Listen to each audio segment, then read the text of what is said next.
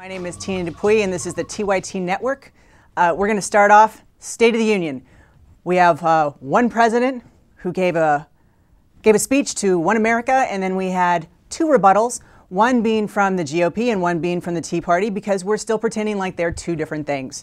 The Tea Party was, of course, Michelle Bachmann, who it looks like she's teasing us, looks like she's going to be putting in a bid to be the next Sarah Palin. Maybe run for president, maybe run for VP, we don't know. And then, of course, the sacrificial lamb, which was Congressman Paul Ryan.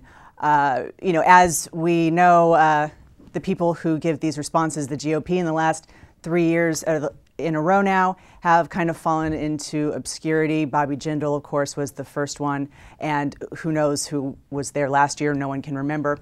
Anyway, so Obama gives this speech. Winning the future was the theme.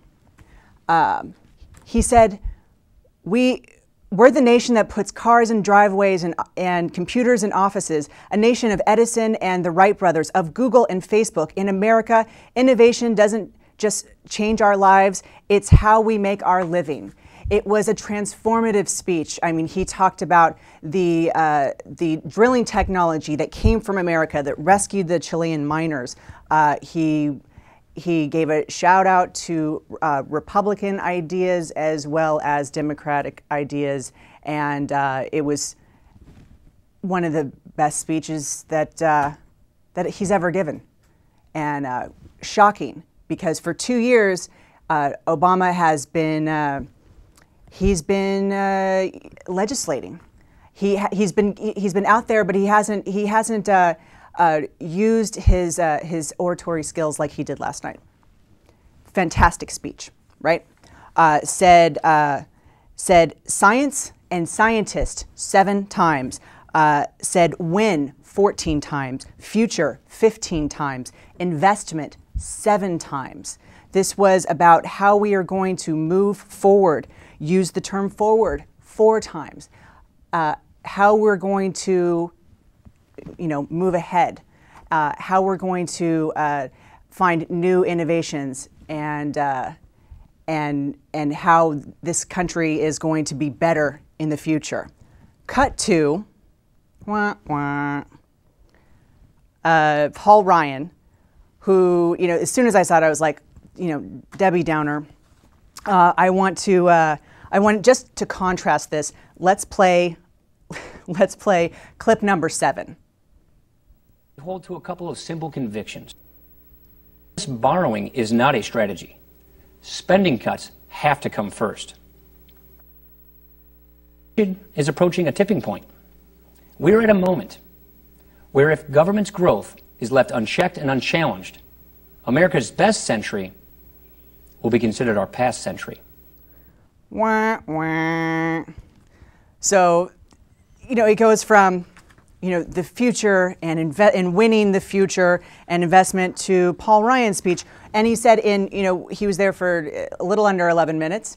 We had spending, he said 12 times, debt 10 times, taxes 4 times, Constitution twice. And it was this very, if we don't do this now, we are all doomed. He also said this, and let's play clip number 8. Speaking candidly, as one citizen to another, we still have time, but not much time. If we continue down our current path, we know what our future will be. Just take a look at what's happening to Greece, Ireland, the United Kingdom, and other nations in Europe. They didn't act soon enough, and now their governments have been forced to impose painful austerity measures, large benefit cuts to seniors, and huge tax increases on everybody. Their day of reckoning has arrived. Ours is around the corner. That is why we have to act now. Yeah, we have to act on his painful austerity measures so that we won't have painful austerity measures.